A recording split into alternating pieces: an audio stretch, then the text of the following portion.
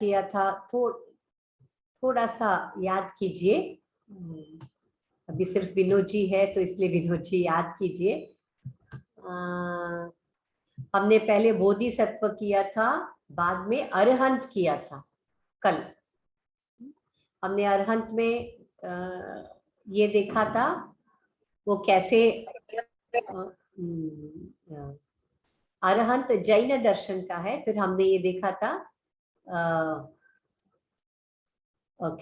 वो 4 घाटिया का कर्मों का नाश करते हैं, वही अरहंत बन सकते हैं, नाश किया हो। और दूसरी बात है 18 दोष उनसे मुक्त हो गए हैं, और 34 गुण है ना, अतिशय 34 अतिशय गुण उससे उनसे संपन्न है, और अष्ट प्रतिहार्य और अनंत चतुष्टय। ठीक है, ये सिर्फ आपको याद करने के लिए। ठीक उसी तरह अब हम जीवन मुक्ति में आते हैं। अभी जीवन मुक्ति हर एक दर्शन में तो रहता ही है। हम हमेशा मुक्ति के बारे में क्या सोचते हैं? मुक्ति के बारे में कोई बता सकता है कि मुक्ति के बारे में हम क्या सोचते हैं? हम सोचते हैं कि हम कुछ साधना करते हैं, करेंगे, और हम मरण के उपरांत हमें मुक्ति मिलेगी। ठीक है, पर मुक्ति करने के लिए जो साधना करना है वो जो भी है हमको मरने से पहले करना है। अगर हम मरने से पहले करेंगे तो वो उस स्थिति की प्राप्ति भी मरने से पहले ही मिलेगी। ओके, ये मुक्ति एक अवस्था है। तो ये जीवन मुक्ति मतलब हम जीवित है उस समय में हमें मुक्ति मिलती है, और हम दूसरों की भी मदद करते हैं मुक्ति पाने के लिए। और हम फिर मुक्ति मतलब एक शब्द है, किससे मुक्ति, क्या चीज से मुक्ति, ऐसा मन में आता है। तो ये जीवन मुक्त पुरुष जो रहता है वो सारे दुखों से उनको मुक्ति मिल चुकी होती है। वो क्यों मिलती है? क्योंकि उन्होंने अविद्या को हटा दिया, ज्ञान प्राप्त किया, इसीलिए वो दुखों से मुक्त हो गए। फिर उनको समझ में आता है। फिर दूसरे दर्शन में ऐसा कहते हैं कि कर्म से मुक्त होना, उसको मुक्ति कहते हैं। ठीक है, तो हम सबसे पहले देखते हैं कि भगवत गीता में क्या कहा गया है, फिर हम योग सूत्र में देखते हैं। ये भगवत गीता आपको समझना आसान होगा, इसीलिए मैं पहले भगवत गीता का ले रही हूँ। वो कॉन्सेप्ट को, उस सिद्धांत को समझ लीजिए, फिर हम देखते हैं योग सूत्र में क्या है। ओके, गीता में भगवान श्री कृष्ण ने क्या कहा है? जीवन मुक्ति के लिए 4 मार्ग। देखिए, जीवन मुक्ति, जीते जी आप जीवित है तभी मुक्ति पाना है। ठीक है, हमारे मन में अलग अलग विचार होते हैं मुक्ति के बारे में। हाँ, तो पहले उस विचार को क्लियर कर लीजिए। जीवन मुक्ति के लिए 4 मार्ग उन्होंने बताया है। कौन से हैं वो 4 मार्ग? दूसरा ही चैप्टर में सांख्य योग आता है, फिर कर्म योग, ज्ञान योग, भक्ति योग और ध्यान योग। ओके, ये सब मार्ग उन्होंने बताया है। सांख्य योग में पूरा समरी ही आता है, उसमें थोड़ा कर्मयोग भी है, भक्ति योग भी है, सबका समरी जैसा है ना सांख्य योग। इसीलिए उन्होंने कहा 4 मार्ग बताया। ओके, और दूसरा क्या है? आपको पुरुषार्थ आपने सीखा है, आपने एमए में पुरुषार्थ सीखा है? कोई बता सकते हैं पुरुषार्थ कौन से हैं? वो 4 पुरुषार्थ 4 होते हैं, और वो कौन से हैं? धर्म, अर्थ, काम और मोक्ष। ये देखिए, ये भी मोक्ष आता है। जो मोक्ष की स्थिति को प्राप्त होता है उनको भी जीवन मुक्त कहते हैं। ओके, उनको भी जीवन मुक्त कहते हैं। ठीक है, सो मोक्ष का तात्पर्य सभी पुरुषार्थों को वर्तते हुए जीवन के सभी बंधनों से मुक्त होना, जीवन के सभी बंधनों से मुक्त होना। ओके। और ध्यान योग जो है उसके हिसाब से सबसे सरल उपाय बताते हैं, उपाय है ध्यान योग। वही हम सूत्र में देख रहे हैं। सूत्र में क्या है? पूरा ध्यान योग है। ओके।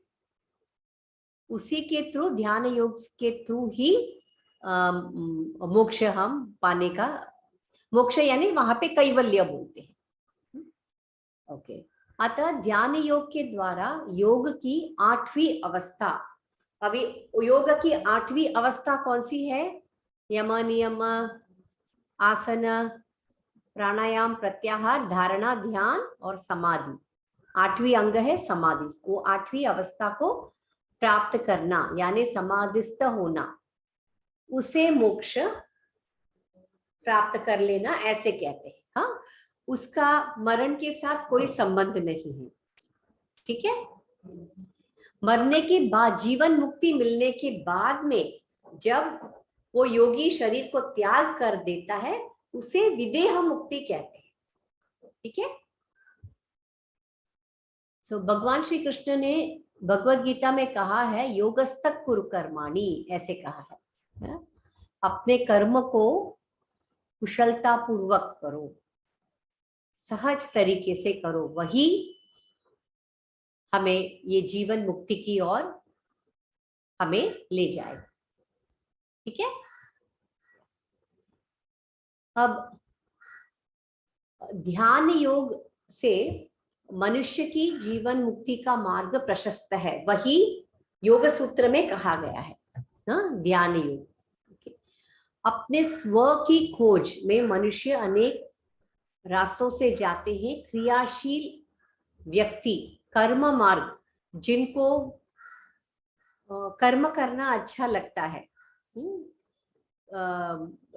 वो कर्म के, वो भक्ति नहीं कर पाते हैं। कोई लोग शास्त्र नहीं, ग्रंथ नहीं पढ़ पाते हैं, तो ऐसे लोग क्या करते हैं?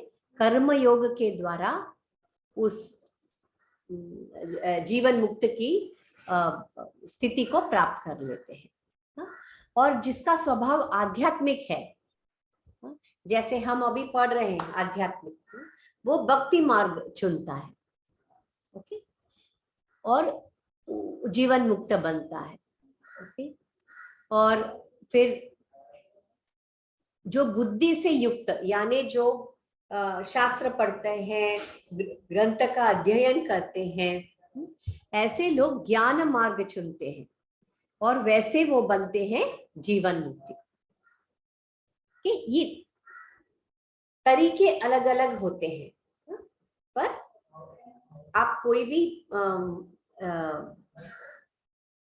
रास्ता चुनेंगे, उसमें आपको, उसी से आपको जीवन मुक्ति की स्थिति प्राप्त हो सकती है। ओके। ना, ध्यानी व्यक्ति आत्म तत्व को जानने के लिए ध्यान योग का अभ्यास करते हैं। ये बिल्कुल हम योग शास्त्र में यही करते हैं। ओके। जहां वे अपने मन को आनंदित करके असीम शांति एवं दिव्यता का अनुभव करते हैं। ओके।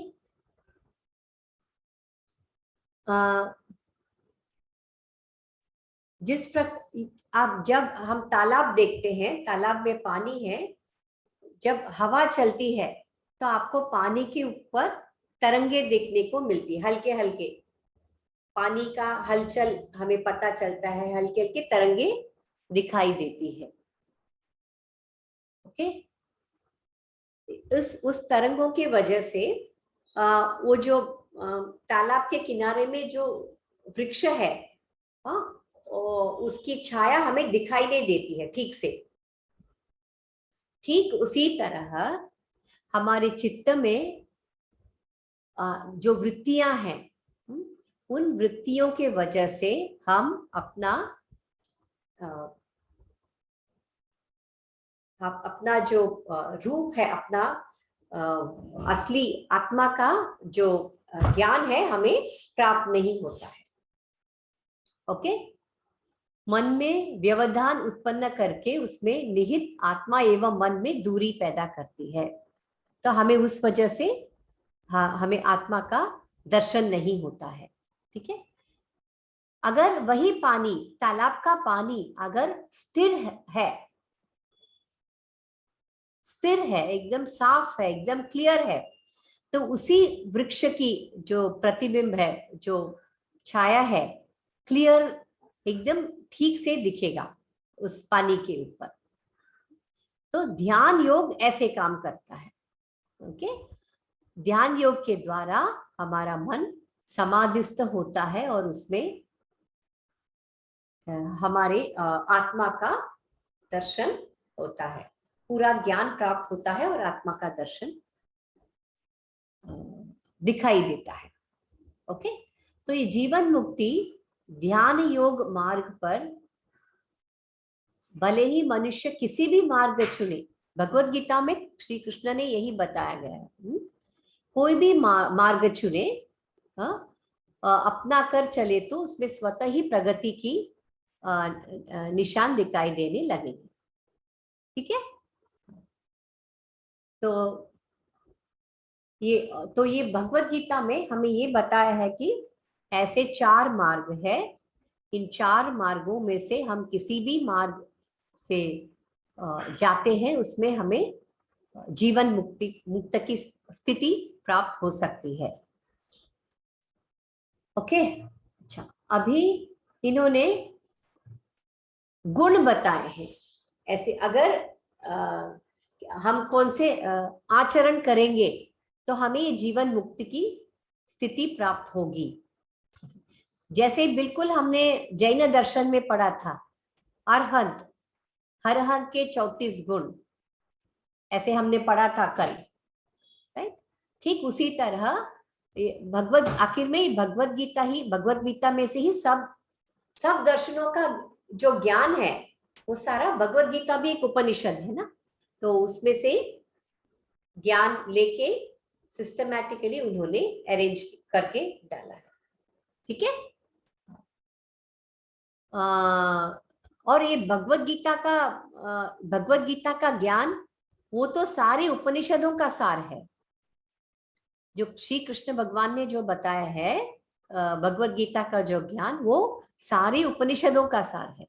तो हर एक षड दर्शन में से कोई भी दर्शन, आस्तिक दर्शन अगर हम लेंगे, आस्तिक दर्शन की बात कर रहे हैं, लेंगे तो आपको ये सब सारे गुण आपको मिलेगा, पर अलग अलग तरीके से वर्णन किया गया है उसमें। ओके। तो हम देखते हैं कि वो गुण कौन से हैं। अमानित्वम मतलब नम्रता, वो सबसे पहला गुण है, वो नम्र होना चाहिए। ओके। अदम्बितम, इसका मतलब है वो श्रेष्ठ है, इसीलिए वो जीवन मुक्त की ओर बढ़ रहा है ना, वो श्रेष्ठ है, लेकिन उस श्रेष्ठता का उसे अभिमान नहीं है। तो ये बहुत ही इंपॉर्टेंट है ये। अहिंसा, अभी अहिंसा का अर्थ सबको पता है, किसी को दुख नहीं देना, किसी को पीड़ा नहीं देना, और ये सब गुण उस जीवन मुक्त में होना चाहिए। शांति मतलब क्षमा भाव, क्षमा करने की शक्ति होनी चाहिए, तब हम बड़ा बनते हैं। ओके। आर्जव मतलब मन, वाणी एवं व्यवहार से सरल होना, सरल रहना। ओके। आचार्य उपासना, ये भी बहुत इंपॉर्टेंट है। यानी गुरु या आचार्य की सेवा करना, निस्वार्थ भाव से सेवा करना, आचार्य उपासना। शौच तो आपने काफी सीखा है, इसमें अष्टांग योग में सीखा है। शुद्धि, बाहर से और अंदर से शुद्ध रहना, यानी शरीर भी बाहर से, शरीर के अंदर भी से भी शुद्ध रहना, और मन से भी शुद्ध रहना, और विचार। ओके। मनसा वाचा कर्मणा, तीनों स्तर पर शुद्ध होनी चाहिए और शरीर का भी शुद्ध होना चाहिए। स्थैर्य, स्थैर्य मतलब धर्म के मार्ग से विचलित न होना। हमें पूरा विश्वास होना चाहिए ये ग्रंथ में, भगवत गीता में या योग दर्शन में जो दिया है वो सत्य है, इतना विश्वास होना चाहिए, इतना विश्वास मन में रख के उसी मार्ग पे चलना चाहिए। ओके। आत्मविनिग्रह, आत्मविनिग्रह यानी हमारी जो इंद्रियां हैं, इंद्रियों को वश करके अंतःकरण का शुद्ध होना, यानी इंद्रियों का काम है वस्तुओं के पीछे भागना। पर हमें क्या करना चाहिए, हमारी साधना से ये मन को इंद्रियों के पीछे भागने नहीं देना चाहिए। जब मन इंद्रियों के पीछे भागता है तभी प्रॉब्लम होता है। ओके। तो ये इंद्रियों को कंट्रोल करने से हमारे अंतःकरण की शुद्धि होती है। वैराग्य, वैराग्य मतलब लोक एवं परलोक के संपूर्ण भोगों में आसक्ति रखना, बिल्कुल वो स्थित प्रज्ञा की तरह।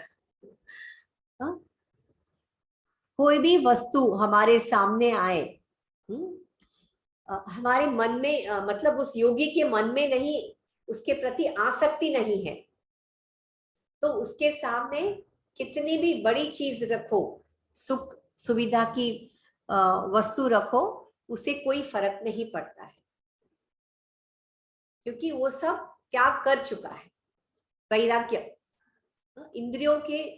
इंद्रियों का जो भोग है, सुख है, सबको वो त्याग कर चुका है। ओके, ये बहुत जरूरी, ये होना चाहिए। और अहंकार रहीनता मतलब अहंकार नहीं होना चाहिए। हम कितने भी बड़े बनो, बड़े गुरु बनिए या कुछ भी, कितने भी समाज में कोई बड़ी हस्ती बनिए, अहंकार नहीं होना चाहिए। दुख दोषानुदर्शनम, ये दुख दोष क्या होते हैं, जन्म मृत्यु जरा व्याधि, ये 4 बताए गए हैं। हाँ, दोष, दुख दोषानुदर्शनम। ओके, दुख, ये दुख में दोषारोपण न करना। ठीक है, कुछ भी गलत हो जाता है, या जैसे ये 4 दुख है, जन्म मृत्यु जरा व्याधि, क्योंकि ये 4 दुख है। दूसरों को दोषी ठहराना, कि आपके वजह से ऐसा हुआ। जब भी कोई दुख आए, हमें पता है सब कर्म के वजह से ही हो रहा है, सब कुछ जो भी हो रहा है हमारे कर्म के वजह से हो रहा है। ये कोई लोगों को पता नहीं रहता है, मालूम नहीं रहता है, तो तुरंत क्या करते हैं, दूसरों के ऊपर दोष डाल देते हैं कि आपके वजह से मेरा ऐसा हुआ, मुझे ऐसा दुख हुआ, आपने फलाना कार्य किया इसीलिए मेरा ऐसा हुआ, है ना। ऐसे नहीं करना चाहिए, जीवन मुक्त को ऐसे नहीं करना चाहिए। आसक्ति सभी प्राणियों में समान भाव रखना, सबको एक जैसा ट्रीट करना, ये भी हमने देखा था स्थित प्रज्ञ में। समचित्त, समचित्त का मतलब क्या है, चाहे सुख हो या दुख हो, या हानि हो या लाभ हो, समान होना चाहिए। इस संसार में जितने भी द्वंद्व हमें मिलते हैं, उस सारे द्वंद्वों में हमें समान रहना चाहिए, समान भाव रखना चाहिए। अव्यभिचारिणी भक्ति, अव्यभिचारिणी मतलब परमात्मा में अटूट भक्ति, अटूट विश्वास, अटूट भक्ति, और सभी जीवों में ब्रह्म के दर्शन, मेरे अंदर जो ब्रह्मन है, भगवान है, वही भगवान आपके अंदर भी है, उसका दर्शन करना, उसका हम बोल तो देते हैं हम सबके अंदर वही भगवान है, लेकिन हमें दर्शन हो पाता है क्या, हमारी उतनी साधना नहीं है। कि जीवन मुक्त की उतनी साधना रहती है, इसलिए उनको सबको एक जैसा समभाव रखते हैं। विविक्त देश सेवित्वम, इसका मतलब है देश के प्रति समर्पण एवं त्याग का भाव रखना। ये देखो कितना अच्छा दिया है। हा? सबसे पहले हमारे देश के प्रति नेशनलिज्म होना चाहिए, पहले हमारे देश के प्रति भक्ति होना चाहिए। ओके, उसको कहते हैं विविक्त देश सेवित्वम, सेवा करना चाहिए, हमारे देश के लिए सेवा करना चाहिए। अरतिर जन संसदी, अरतिर जन संसदी, इसका मतलब है निरर्थक वार्तालाप अथवा विषयों में लिप्त न होना। अभी काम कुछ करने के लिए नहीं है, चलो हम फ्रेंड को फोन लगाते हैं और ऐसे ही कुछ भी बात, उसने ऐसा कर दिया था, उसने किसी की चुगली किसी और के पास लगाना, जो नहीं है उसके बारे में बुराई करना। जितना जरूरत है उतना ही बोलना चाहिए और बाकी के वक्त मौन रहना चाहिए। अगर जीवन मुक्त बनना है तो जीवन मुक्त की ये एक गुण है, तो निरर्थक वार्तालाप अथवा विषयों में लिप्त न होना। ओके, आध्यात्म ज्ञान नित्यत्व, मतलब वो आध्यात्मिक ज्ञान प्राप्त करने के लिए हमेशा प्रयत्न करते रहते हैं। आत्म तत्व अर्थात आत्मा का ज्ञान होना, यह जानना कि शरीर के अंदर स्थित मैं आत्मा हूं, मैं शरीर नहीं हूं, मैं आत्मा हूं, इसका ज्ञान होना चाहिए, इसको आत्म तत्व कहते हैं। ठीक है, ये 20 लक्षण होते हैं आत्मा, जैसे वहां पे 34 गुण हमने देखा था, तो ठीक उसी तरह यहाँ पर हमने भगवत गीता में श्री कृष्ण भगवान ने यह 20 गुण बताए हैं कि जीवन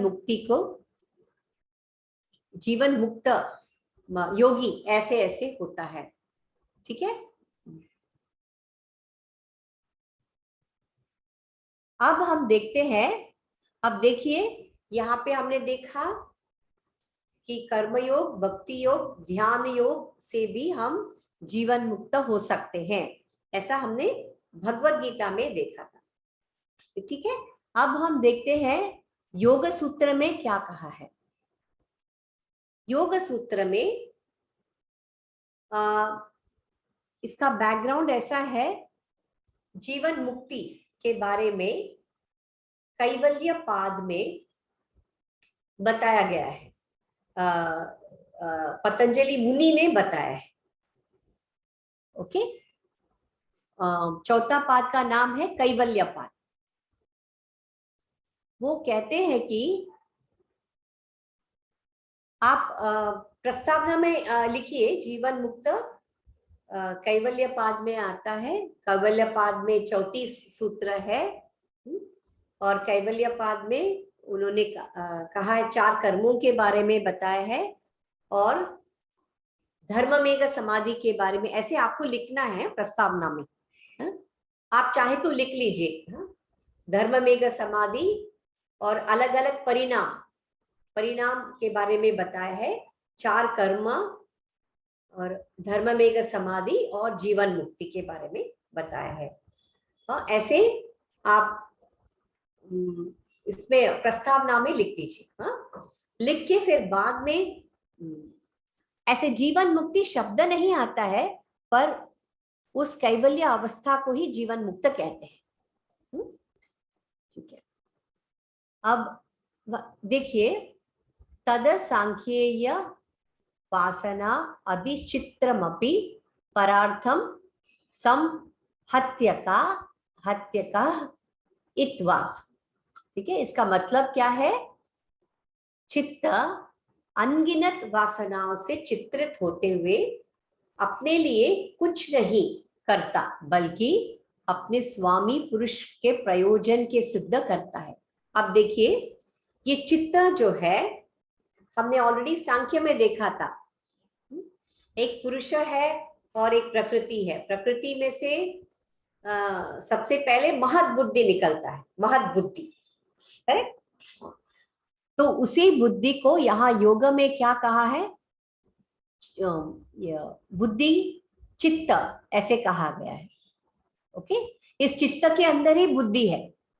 बुद्धि, मन, अहंकार, ये सब चित्त के अंदर है योग सूत्र के अनुसार। ठीक है, जो सांख्य में दिया है वही योग में भी फॉलो हुआ है, सेम है, थियोरी सेम है। वह तो यह चित्त के ऊपर जब पुरुष प्रकृति के संपर्क में आता है, पुरुष का जो रोशनी है, पुरुष का जो चेतना है, वो प्रकृति के चित्त के ऊपर पड़ता है और तुरंत चित्त क्रियाशील हो जाती है। हाँ, प्रकृति तो जड़ है ना, ये तो मैंने पहले भी कहा था, पता नहीं आपको याद है कि नहीं है। प्रकृति तो जड़ है, तो वो क्रियाशील कैसे हो सकती है? वो क्रियाशील इसीलिए हो सकती है क्योंकि उसके अंदर प्रकृति 3 गुणों से बना है। वो 3 गुण क्या है? सत्व, रजस और तमस। ये जब समस्थिति में रहता है तो प्रकृति के अंदर कोई भी परिवर्तन नहीं आता है। वो समस्थिति में, जैसे ही ये पुरुष प्रकृति के संपर्क में आता है, उसे लगता है कि पुरुष उनका स्वामी है, तो पुरुष का भोग के लिए हमें काम करना है। अच्छा, ये पुरुष क्यों कैसे प्रकृति के संपर्क में आता है? वो पूर्व कर्मों के वजह से आता है। और वो और ये पुरुष भी समझने लगता है कि मैं करता हूं। ओके, पुरुष करता नहीं है, वो सिर्फ दृष्टा है, वो सिर्फ देखता है। पूर्व कर्मों के वजह से प्रकृति के संपर्क में आता है और पुरुष चैतन्य से भरा हुआ है, कॉन्शियसनेस, और वही चेतना की रोशनी चित्त के ऊपर पड़ती है। लेकिन चित्त क्रियाशील हो जाती है। और किसके लिए क्रियाशील होती है? अपने स्वामी के लिए। वो क्रिया करती रहती है पर स्वामी के लिए। यहाँ स्वामी कौन है? पुरुष। पुरुष स्वामी है। पुरुष के भोग के लिए ये एवं मोक्ष के लिए, ये दोनों चीजों के लिए वो काम करती है, वो चित्त काम करती है। और चित्त प्रकृति का प्रकृति से निकला हुआ है।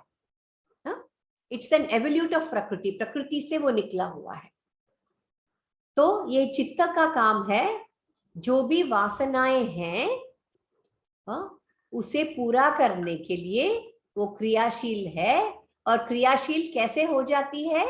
पुरुष की चेतना की रोशनी चित्त के ऊपर पड़ने से वो क्रियाशील हो जाती है। ओके, को सिद्ध करने वाला होता है। इस गुण का नाम है समहत्यकारिता। ये समहत्यकारिता किसे कहते हैं? ये इसी गुण को कहते हैं।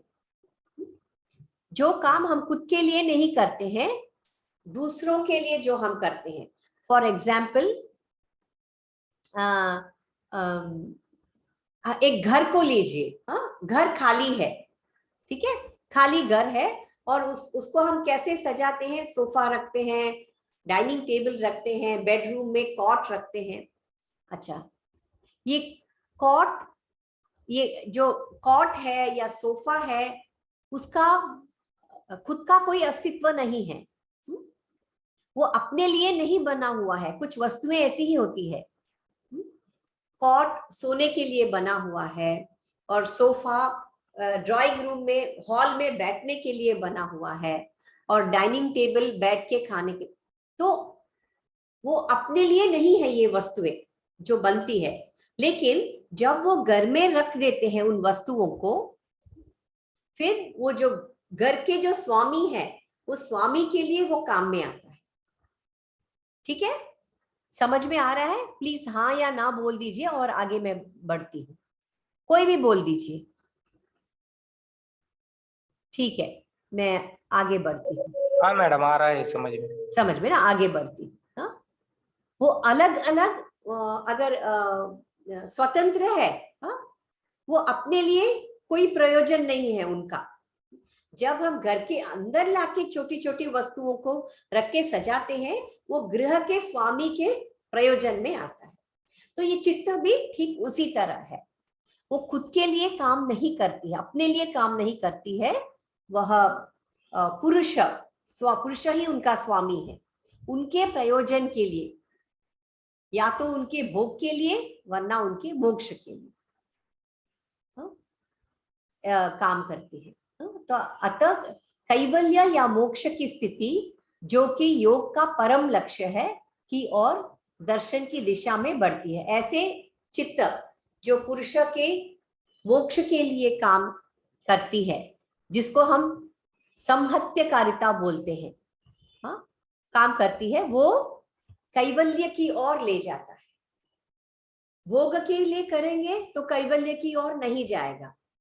अगर मोक्ष के लिए वो चित्त काम करती है तो वो उसको संहत्यकारिता कहते हैं और वो कैवल्य की ओर ले जाता है। ओके, अब कैवल्य की ओर बढ़ना शुरू हुआ है। देखिए, जीवन मुक्त है, उसके जो जर्नी है यहां से शुरू होती है। उसकी जो यात्रा है, जीवन मुक्त बनने की जो यात्रा है, यहां से शुरू होती है। ओके, अब आगे कहते हैं विशेष दर्शिना आत्म भाव भावना विनिवृत्ति ही। इसका मतलब क्या है? जब ऐसे चित्त ऐसे काम करती है, कैसे काम करती है? संख्या संहत्यकारिता, उस तरह से जब वो काम करती है, कैवल्य की ओर बढ़ती है, तो दूसरा स्टेप क्या है?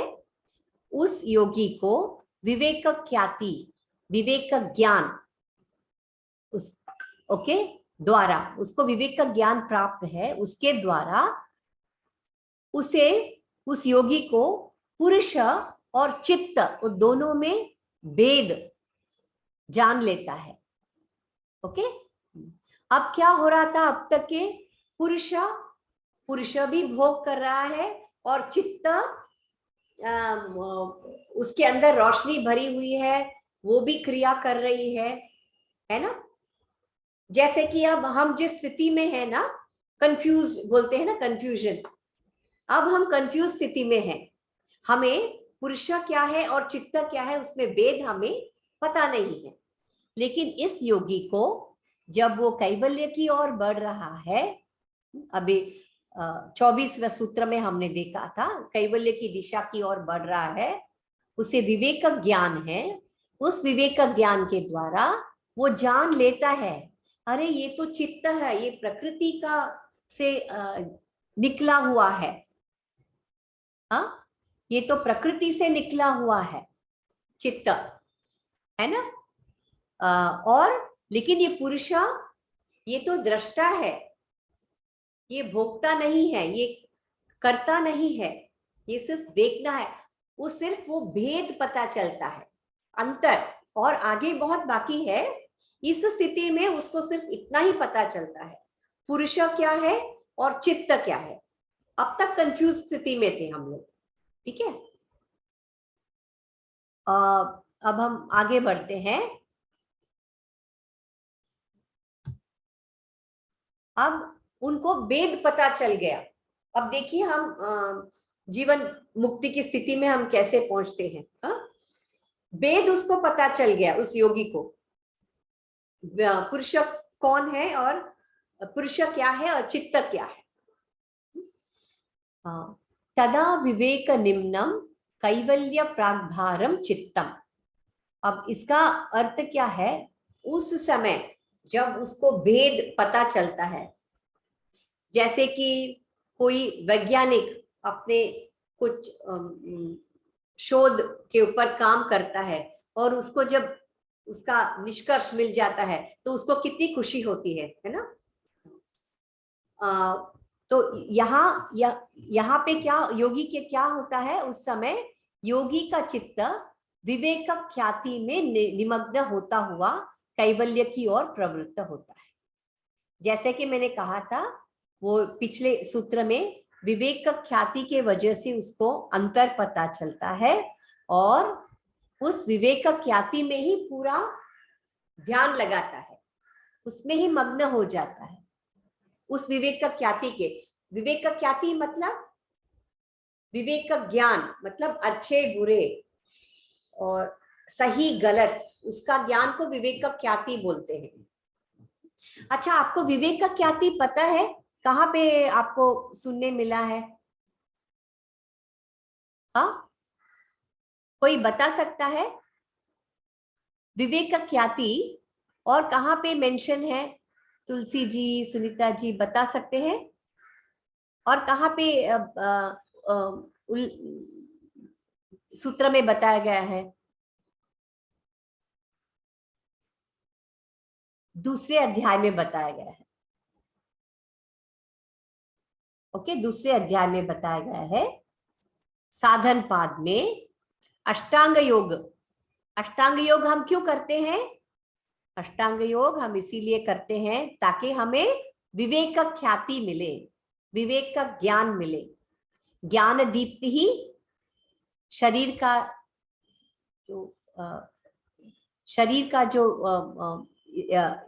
अशुद्धि है उसका क्षय हो जाता है और ज्ञान दीप्ति मिलती है और विवेक का ख्याति, विवेक का ख्याति मिलने के लिए ही हम अष्टांग योग करते हैं। ठीक है, वही विवेक का ख्याति है। ओके, तो चित्त विवेक का ख्याति में निमग्न हो जाता है और कैवल्य की ओर प्रवृत्त। ये देखिए दूसरा स्टेप है। पहला स्टेप है चित्त में पुरुष में भेद जानना, वो पहला स्टेप है। दूसरा स्टेप है विवेक का ख्याति मिलना और उस विवेक का ख्याति में पूरे ही मग्न हो जाते हैं वो योगी। मग्न हो जाने के बाद कैवल्य की ओर बढ़ते हैं। ठीक है, अगला स्टेप क्या है? तच्चिद्रेषु प्रत्ययांतराणि संस्कारेभ्यः। अब विवेक ख्याति कैवल्य की ओर बढ़ रहे हैं। ओके, बढ़ तो रहे हैं पर विवेक ख्याति में निमग्न है वो चित्त। उसके बीच में उसमें सांसारिक ज्ञान होता है बीच बीच में। कैसे होता है? इस स्थिति में आने के बाद भी उसे संसार का ज्ञान होता है। कैसे होता है? वो पूर्व संस्कारों के वजह से चित्त में अभी भी संस्कार पूरी तरह से समाप्त नहीं हुआ है। ओके, समाप्त नहीं हुआ है, इसीलिए कैवल्य की और प्रवृत्त हो रहे हैं और बीच बीच में संसार का भी ज्ञान उनको होता है। अच्छा, अब इस पूर्व संस्कारों को नाश तो करना है, नहीं तो कैवल्य स्थिति तक हम पहुंच ही नहीं सकते। ये योगी कैवल्य स्थिति तक पहुंच नहीं सकते हैं। इन संस्कारों का नाश कैसे करेंगे वो हम आगे देखते हैं। यह संस्कार बीच बीच में आता है लेकिन वो भी काफी है, कैवल्य की रास्ता में बाधा बनने के लिए काफी है। तो उस योगी को क्या करना है? हानम एशम क्लेश दुखम। अच्छा, इसका मतलब क्या है? ये जो हानम एशम, ये जो संस्कार है उसका अंत करना है, उसको समाप्त करना है।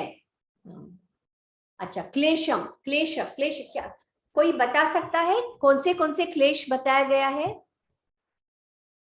तुलसी जी, सुनीता जी, विठल जी, शरद जी, कोई बता सकते हैं? क्लेश, क्लेश दूसरे अध्याय में बताया गया है ना, क्लेश। कोई बता सकता है क्लेश के बारे में? ये बहुत सिंपल है, मैंने पीपीटी भी दिया है, बताया है। क्लेश साधन पाद में दिया गया है। राग, द्वेष, यस मत्सर। Yes, very good. मत्सर नहीं, जो पतंजलि ने बताया है वही बताइए। हाँ, सबसे पहले अविद्या, अविद्या, हाँ, अस्मिता, राग, द्वेष, अभिनिवेश। हाँ प्लीज थोड़ा मुझे, अभिमान। हाँ हाँ, अभिनिवेश, अभिमान नहीं, अभिनिवेश। ठीक है, ये 5 क्लेश होते हैं, राइट। इन 5 क्लेशों, ये संस्कार किसके लिए है? वो 5 क्लेश अभी भी है, इसीलिए इस संस्कारों का नाश करना है। और यही जो क्लेश है जो दुख देते हैं, हाँ, यही क्लेश है, वही हमें दुख देते हैं। इसीलिए इन संस्कारों का नाश करना है, ऐसा बताते हैं। और इन संस्कारों का नाश कैसे करेंगे? साधन पाद का सबसे पहला सूत्र क्या है? साधन पाद का सबसे पहले सूत्र क्रिया योग, याद है? तपह, आगे बोलिए। तपह, सुनीता जी याद है, तुलसी जी याद है? तपह, स्वाध्याय, ईश्वर प्रणिधानानि, क्रिया योग। इन क्लेशों का नाश करने के लिए पतंजलि ने क्रिया योग की साधना करने के लिए कहा है। ठीक है, तो उस क्रिया योग से इन क्लेशों का सबसे पहले नाश करना, ये उपाय पतंजलि मुनि ने खुद महर्षि ने बताया है। कहाँ पे बताया है? साधन पाद में, वो भी यहाँ ऐड कर सकते हैं बीच बीच में। हाँ, साधन पाद में पतंजलि ऋषि ने इन क्लेशों का नाश करने के लिए क्रिया योग बताया है। और क्रिया योग क्या है? तपह, स्वाध्याय, ईश्वर प्रणिधानानि, क्रिया योग। अच्छा, ये तपह, स्वाध्याय, ईश्वर प्रणिधान, और मैंने अभी अभी इसमें क्या कहा था? भगवत गीता में श्री कृष्ण भगवान ने कहा 4 मार्ग है, वो है कर्म मार्ग, ज्ञान मार्ग, भक्ति मार्ग और ध्यान मार्ग। ओके, एक तपह, तपह क्या है? तपह मतलब तप करना। किस चीज का तप करना? उस चीज का तप करना, जैसे हमारी इंद्रियां हैं, वस्तुओं के पीछे भागती है, उसे रोकना है। उसके लिए अवेयरनेस चाहिए, सजगता चाहिए। तो वो भी एक कर्म हो गया, क्रिया हो गया, है ना। हर एक इंद्रियों, उनके ऊपर सजगता से आपको वॉच करना है, देखना है। तो वो एक तरह से कर्मयोग हो गया है, कर्मयोग। और दूसरा क्या है? तपह, स्वाध्याय। ओके, स्वाध्याय मतलब खुद के आत्मा का स्टडी करना, अध्ययन करना, या ग्रंथों का अध्ययन करना, ग्रंथों का अध्ययन करना, उसे स्वाध्याय कहते हैं। तो उसे ज्ञान योग, ज्ञान के मार्ग से हमें अध्ययन कर सकते हैं। ठीक है, आपको समझ में आ रहा है ना? मैं क्या, प्लीज बीच बीच में कुछ कुछ बोलते रहिए, तो मुझे भी लगेगा कि आप सुन रहे हैं। ओके, हाँ, तो तपह, स्वाध्याय, ईश्वर प्रणिधान। ईश्वर प्रणिधान मतलब अपने आप को ईश्वर के सामने समर्पित करना। अभी योग सूत्र में कौन ईश्वर है, आप बता सकते हैं? कोई भी, तुलसी जी, शरद जी, सुनीता जी, महेश जी, कोई भी बताइए। योग सूत्र में ईश्वर कौन है? ईश्वर की संकल्पना क्या है? प्रणव। हाँ जी, क्लेश कर्म, यस यस, क्लेश कर्म विपाक, हाँ हाँ हाँ, आश्रय, yes, very good very good, अपरावृष्ट, ऐसे कुछ तो भी यस, है। परामृष्ट, परामृष्ट मतलब ये जो प्रणव जो है, ओम है, पुरुष विशेष ऐसे। यस यस, वो है पुरुष विशेष ईश्वर है। उसके ऊपर हमें ध्यान लगाना है, उनके सामने हमें समर्पित करना है। और ये पुरुष विशेष ईश्वर कौन है? उनको ओम, ओम प्रणव उनका नाम है और ओम उनका चिन्ह है। पुरुष विशेष ईश्वर का नाम प्रणव है और उनका चिन्ह ओम है। और उसको कहा, क्या कहा गया है? तत् जपः तदर्थ भावनम, उसका जप करना है, उसके अर्थ समझने के बाद में उसका जप हमें करना है। ठीक है, तो ये हो गया भक्ति योग। ठीक है, तो पतंजलि ऋषि ने देखिए कैसे सिस्टमैटिकली उपनिषद, भगवद गीता, वेदास से हमने निकाल के हमें लिटरली एक प्लेट के ऊपर परोसा है, परोस के दिया है। लेकिन वो भी हमारे लिए तकलीफ होता है, मतलब हम जैसे लोगों के लिए, मैं भी हूं उसमें, हम जैसे लोगों के लिए वो भी करना तकलीफ। बिल्कुल रेडी है, प्लेट में परोसा हुआ, हमको सिर्फ लेके खाना है, लेकिन उसमें भी हमें तकलीफ होती है। तो हम अभी देखते हैं कि क्लेशों का नाश का उपाय भी उन्होंने बताया है, वो है क्रिया योग। ऐसा यहाँ पे बताना है इस जगह जब आए ना, क्योंकि वो ऑलरेडी आपके पास है, इसलिए मैंने नहीं किया।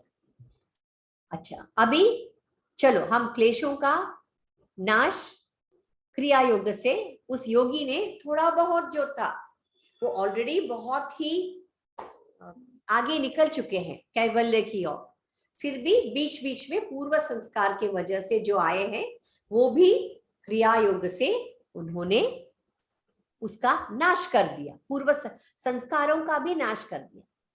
जब पूर्व संस्कारों का नाश करेंगे तो चित्त के अंदर बचा क्या है ना? मैम, क्रिया हाँ, योग और कर्माशय में क्या फर्क लगता है? कर्माशय क्या है आप बताइए, आपकी क्या समझ है कर्माशय के बारे में? जो आप खुद काम बनाते हैं वो सही या गलत चुनकर सही रास्ते पे काम करना, यह कर्माशय बोलती हूँ मैं। नहीं नहीं, वो कर्माशय नहीं है, इसलिए मैंने पूछा कर्माशय। ये कॉन्सेप्ट आपको भगवत गीता में मिलेगा। हाँ, कर्माशय ऐसा है, उसको एक थैली समझ लीजिए, मतलब ऐसा एक्सप्लेन करने के लिए बता रही हूँ, ऐसा दिया नहीं है, आपके एक्सप्लेनेशन के लिए बता। एक बड़ा थैली है समझ लीजिए। हाँ, एक कल्पना वाली एक थैली है। उस थैली के अंदर बहुत सारे कर्म भरे हुए हैं, एक गोली जैसा समझ लीजिए ना, समझने के लिए बता रही हूँ बस। हाँ, जैसे कूली कैसे गोनी को लेके एक जगह से दूसरे जगह जाता है ना। हाँ, हम बिल्कुल वही काम कर रहे हैं, कूली का ही काम कर रहे हैं। जब प्राण निकलता है शरीर से, जब वो सूक्ष्म शरीर है ना, वो सूक्ष्म शरीर के पीठ में, पीठ तो नहीं होता है, इतना बड़ा गोली लेके शरीर से निकल, प्राण के साथ, जब प्राण जैसे ही निकलता है वो भी शरीर के साथ शरीर के बाहर निकल जाता है। अब उस वो जो गोली मैंने बताया ना, थैली गोली, उसमें पूरे कर्म भरा हुआ है। तो वो क्या करता है, वो अगला गर्भ ढूंढता है, माँ का गर्भ ढूंढता है। वो है संचित कर्म, वो गोदी में जो भरा हुआ है कर्म, वो है संचित कर्म। ठीक है, वो है संचित कर्म। अच्छा, वो सूक्ष्म शरीर, उसमें चित्त भी है, आत्मा भी है उसमें। हाँ, तो वो क्या करते हैं, एक गर्भ, माँ का गर्भ ढूंढते हैं, उस कर्म का फल मिलने के लिए जैसा गर्भ चाहिए वैसा गर्भ वो ढूंढते हैं, और उस गर्भ में, माँ के गर्भ में प्रवेश होते हैं। और आपको क्या लगता है, उस थैली में जो कर्म भरा हुआ है वो सारा का सारा कर्म एक ही जन्म में खत्म करेंगे? एक ही जन्म में खत्म नहीं होता है, वो पॉसिबल नहीं है, पॉसिबल नहीं है खत्म करना। ठीक है, माँ के गर्भ में उस आत्मा एंट्री प्रवेश करती है आत्मा, ठीक है। हाँ, फिर जन्म लेती है और उस जन्म में जो जो कर्म का फल मिल सकता है वही कर्म को समाप्त करती है, ठीक है। ये था संचित कर्म, और ये जो हम कर्म को समाप्त कर रहे हैं वो है प्रारब्ध कर्म, संचित कर्म और प्रारब्ध कर्म।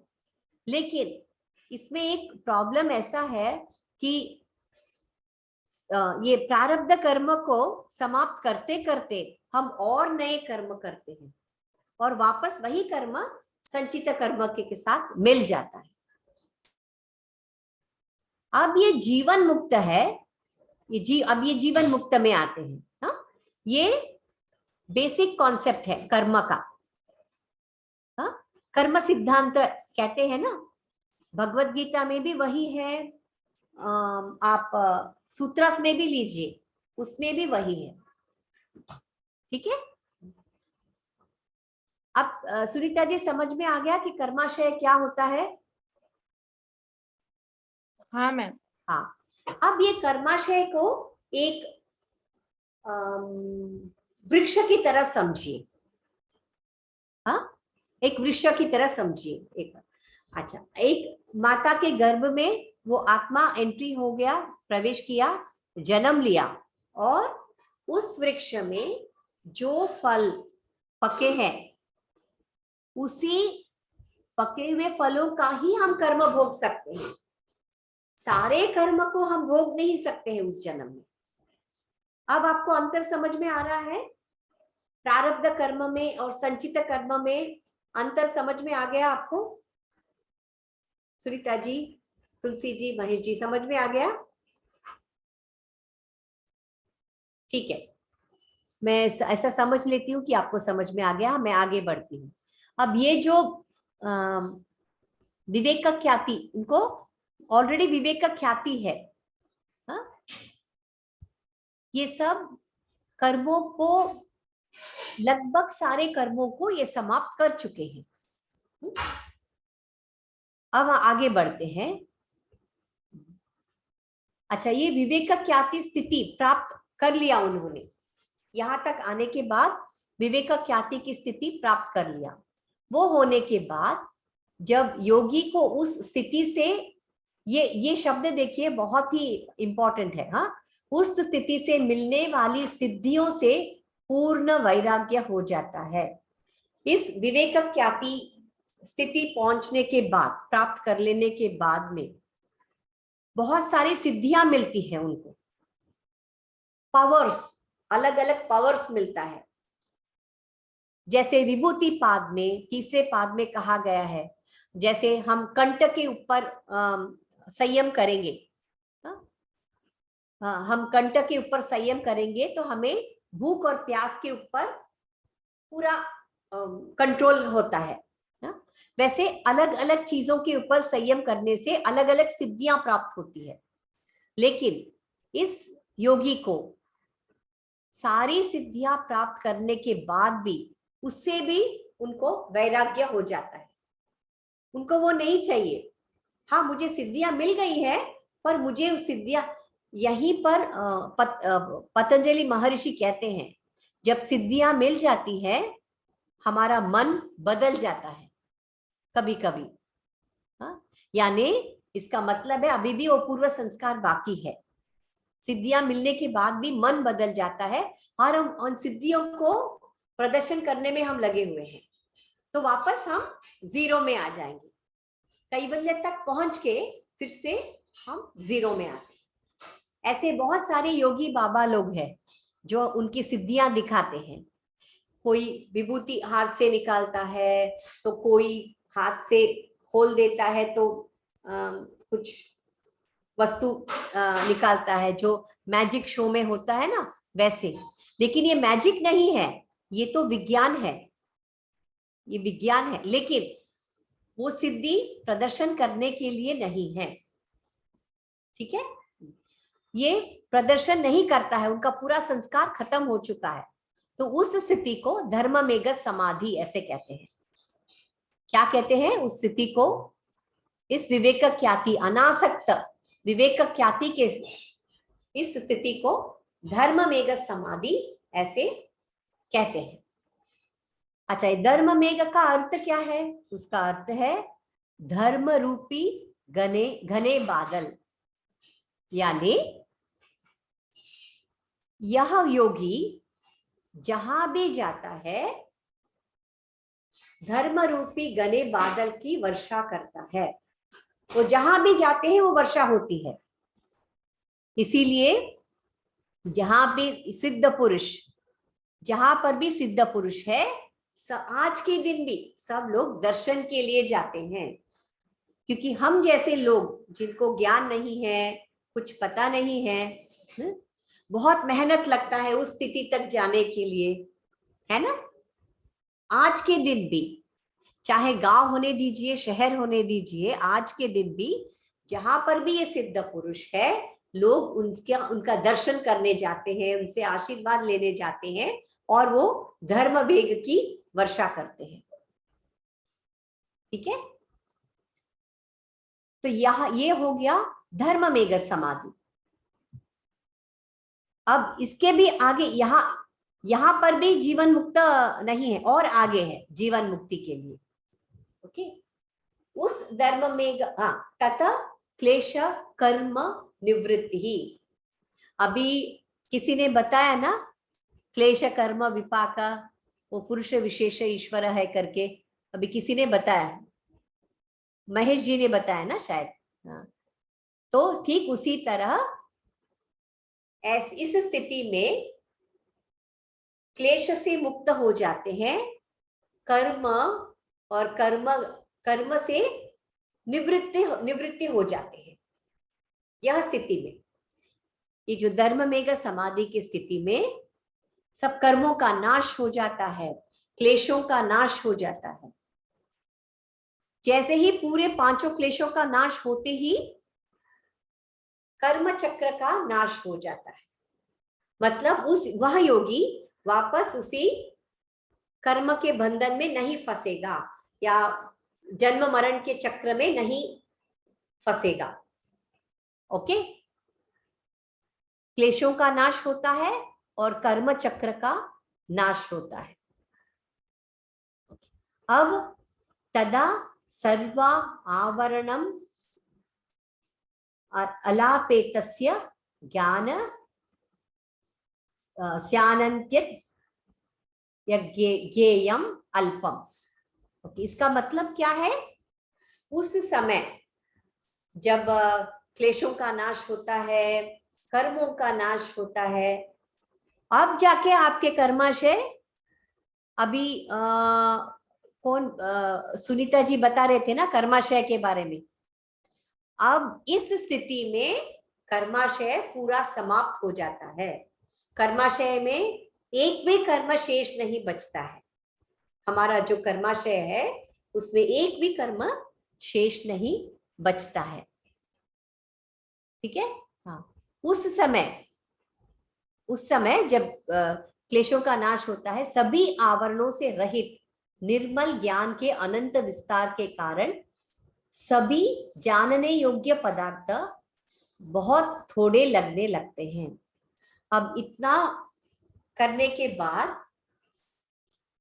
हमारे ज्ञान के ऊपर जो एक पर्दा है, वो पर्दा निकल जाता है और जो ज्ञान जो हमें दिखाई देता है वो निर्मल ज्ञान है, शुद्ध ज्ञान है।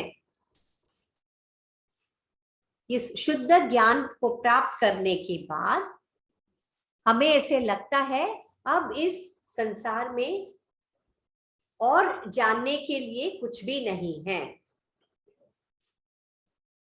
इस ज्ञान को प्राप्त करने के बाद उस योगी को लगता है अब इस संसार में और कुछ भी ज्ञान जानने के लिए और कुछ भी नहीं है, ऐसे उन्हें लगता है। इस स्थिति में, किस स्थिति में? धर्ममेघ समाधि की स्थिति में।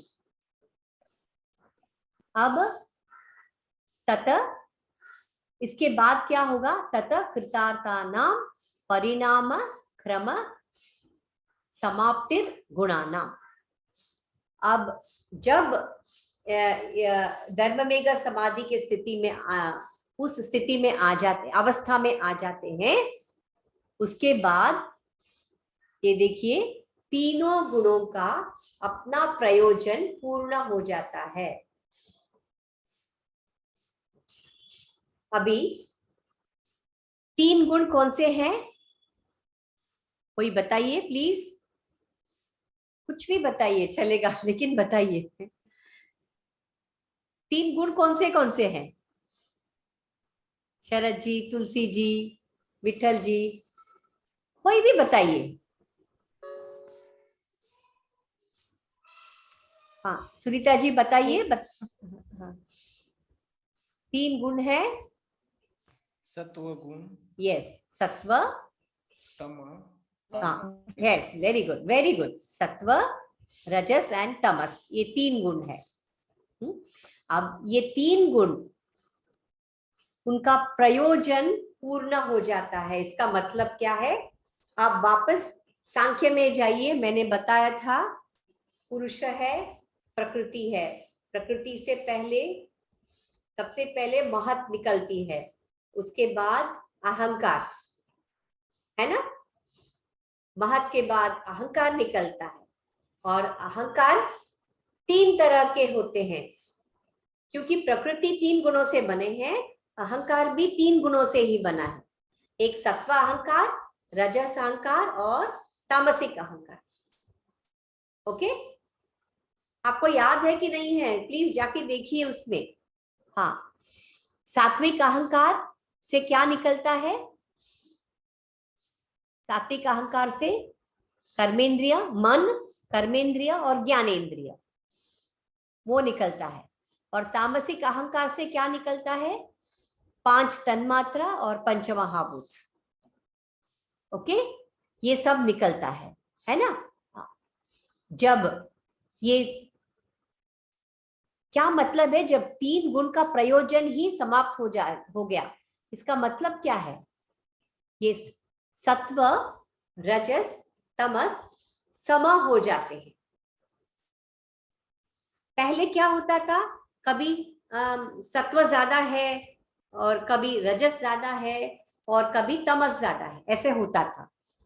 इस स्थिति में धर्ममेघ समाधि स्थिति आने के बाद ये तीनों गुण सम हो जाते हैं। सम होने के बाद क्या होगा? उनका वहां रहने का कोई प्रयोजन ही नहीं है। वो ये चित्त पुरुष के लिए, पुरुष के मोक्ष के लिए ही काम कर रही थी। अब वो काम खत्म हो चुका है। धर्ममेघ समाधि वो कैवल्य की ओर जा चुका है, अब कोई प्रयोजन नहीं है। तो क्या हो जाता है? ये सब प्रकृति में लीन हो जाते हैं। ओके, प्रकृति के लीन हो जाती है, और जब वो प्रकृति में लीन हो जाती है, सब सारा मन, बुद्धि, अहंकार, महत, ये सब प्रकृति के अंदर, क्योंकि वो त्रिगुणों की वजह से ही ये सब चल रहा था। अब 3 गुण सम हो गए हैं, मतलब क्रियाहीन हो गए हैं, तो पूरा ये खेल, इवोल्यूशन का खेल बंद हो गया है, और ये पूरा क्रिया ये बंद हो चुका है। अब पुरुष अलग खड़ा है और प्रकृति अलग खड़ा है, और इस स्थिति को ही कैवल्य कहते हैं। ठीक है?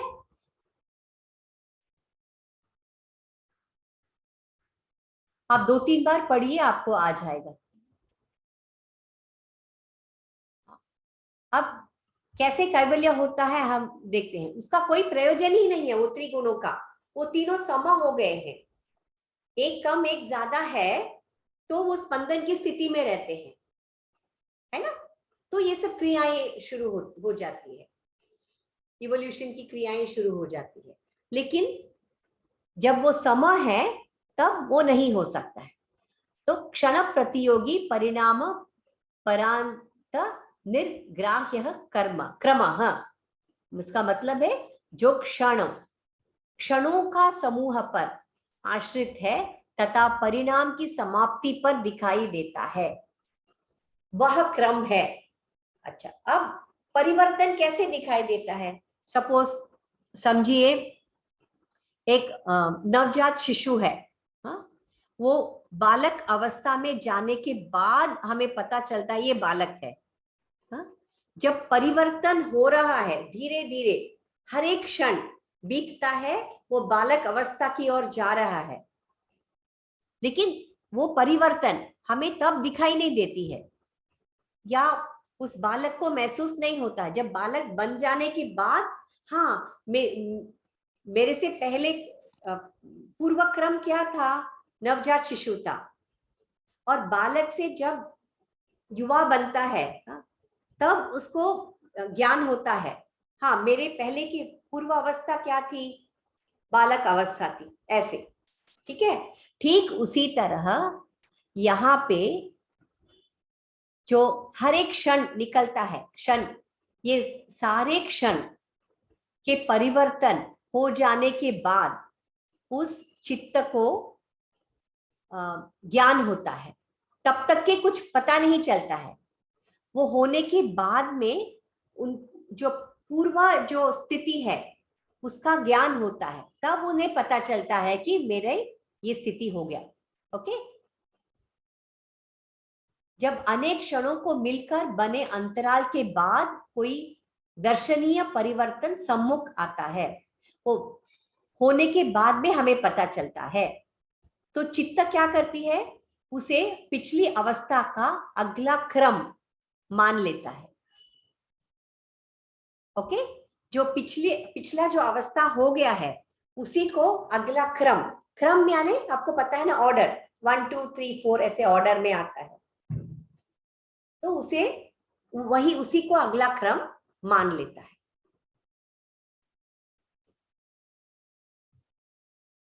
ओके, अब पुरुषार्थ शून्यानां गुणानां प्रतिप्रसवः कैवल्यम स्वरूप प्रतिष्ठा व चित्ती शक्ति रीति।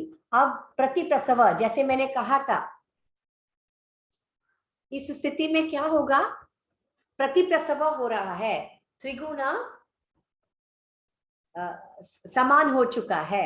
ओके, समान, जिन गुणों का पुरुष के लिए कोई कर्तव्य शेष ही नहीं रहा, वो समान हो चुका है, उसके लिए कोई अभी काम बाकी नहीं है, उनका अपने कारण अर्थात प्रकृति में विलीन हो जाना ही कैवल्य है।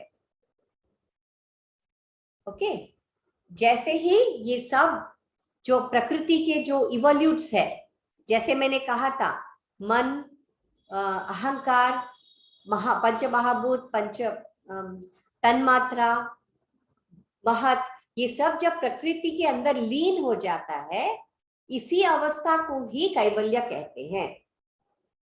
इस अवस्था में वह योगी जीवन मुक्त कहलाता है। ओके, अगर जीवन मुक्त कहलाता है, फिर आप पूछ सकते हैं ना, वो जीवन मुक्त है लेकिन अभी जीवित है, लेकिन मैंने ये भी कहा है कि उसका कर्म समाप्त हो, नष्ट हो चुका है, लेकिन अभी भी वो जीवित है ना? वो दूसरों की, लोगों की कल्याण करने के लिए जीवित है। और दूसरी बात, उसके पूर्व जन्म के वजह से, जैसे कि आप जैसे हमेशा मैं कुम्हार का ही उदाहरण देती हूँ।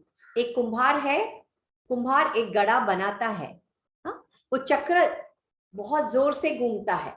ओके, कुम्हार घड़ा बनाता है और घड़ा बना के वो रख देता है।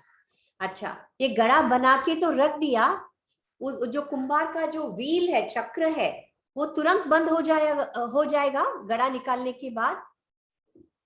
क्या वो होगा? घड़ा निकालने के बाद बंद होगा?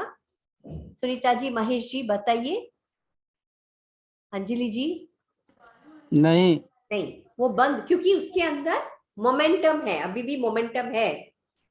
उस मोमेंटम के चलते वो जोर जोर से घूम रहा है। ठीक उसी तरह इस जीवन मुक्त का कर्माशय समाप्त हो चुका है, कर्मों का नष्ट हो चुका है।